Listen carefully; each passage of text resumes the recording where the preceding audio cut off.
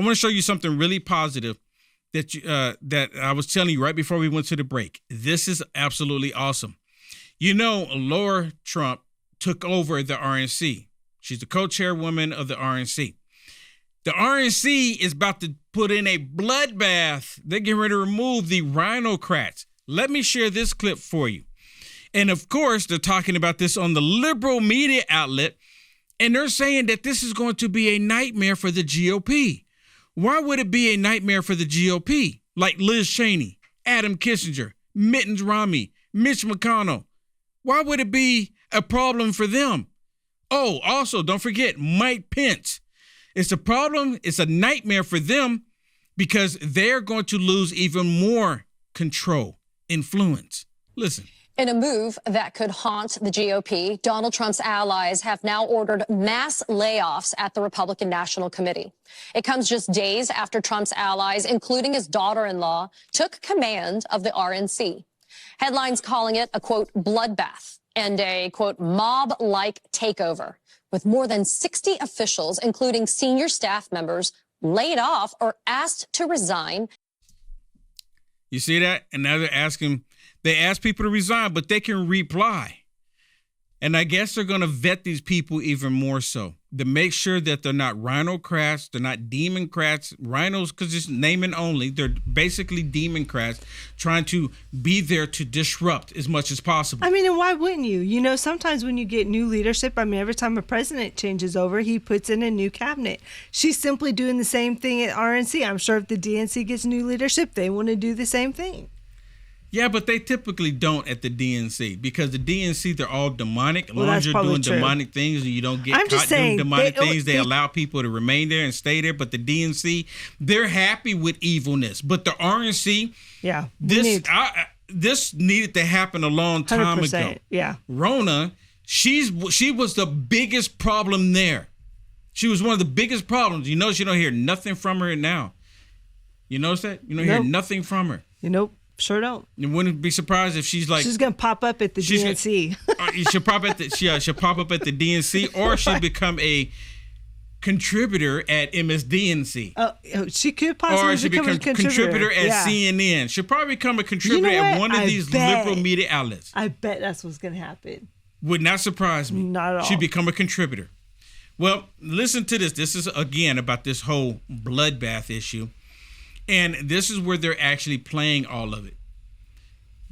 Listen to some of this. What I heard was a continuation of the same rhetoric, the same endorsement of political violence that we've seen from Donald Trump for years, as you pointed out. It goes even farther back. We are all desensitized and inured to the extraordinary, remarkable, and very, at times, un-American and threatening things that the former president is saying. We can't take him, look at what he's saying and think, oh, well, we're going to be accurate for this. We're going to say he was referring to the auto industry.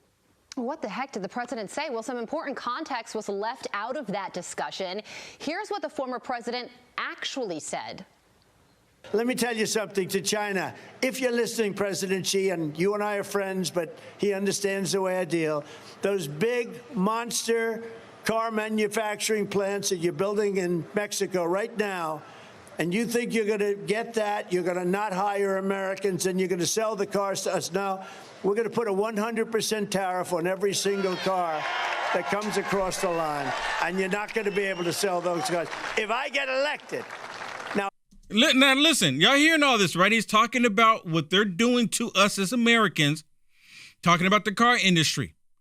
Now he's getting ready to talk about the auto industry. Listen to this. If I don't get elected, it's going to be a bloodbath for the whole. That's going to be the least of it. It's going to be a bloodbath for the country.